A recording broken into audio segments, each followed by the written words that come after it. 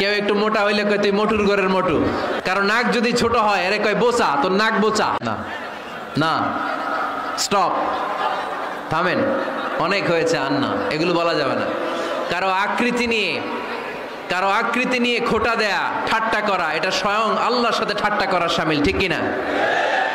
কারণ নাক যদি ছোট হয় এরে কয় বোচা, তোর নাক বোচা। ফেনীতে আপনারা কি বলেন? হ্যাঁ, তো এই যে যার নাক বোচা হয়েছে ও কি নিজে বানাইছে? যার নাক খাড়া এটা বানাইছে কে? যে কালো বানাইছে কে? সাদা শুভ্র বানাইছে কে?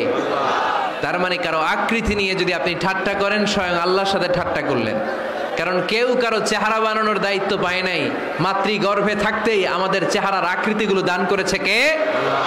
হুয়াল্লাযী ইউসাউইরুকুম ফিল আরহামি কাইফা ইয়াশা লা ইলাহা ইল্লা হুয়াল আজিজুল হাকীম। তিনি এমন সত্তা, তোমরা যখন তোমাদের মায়ের পেটের ভেতরে ছোট্ট একটা ভ্রূণ কণা ছিলা, তখনই তোমাদের চেহারার আকৃতি দিয়েছে কে? মায়ের পেটে থাকতেই কে ছেলে হবে, কে মেয়ে হবে, কে সুশ্রী হবে, কে শ্যামলা হবে, কার নাক লম্বা হবে, কারটা খাটো হবে, এগুলো ফিক্স করে রেখেছে কে?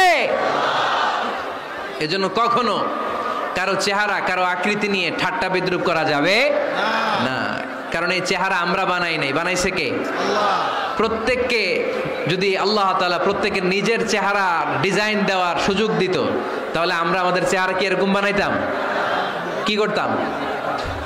আপনাকে যদি আপনার চেহারা তৈরি করার ডিজাইন আল্লাহ দিত, যে তুমি যেমন মনে চাই নিজের চেহারাটার ডিজাইন দাও, কেমন বানাতেন নিজেকে?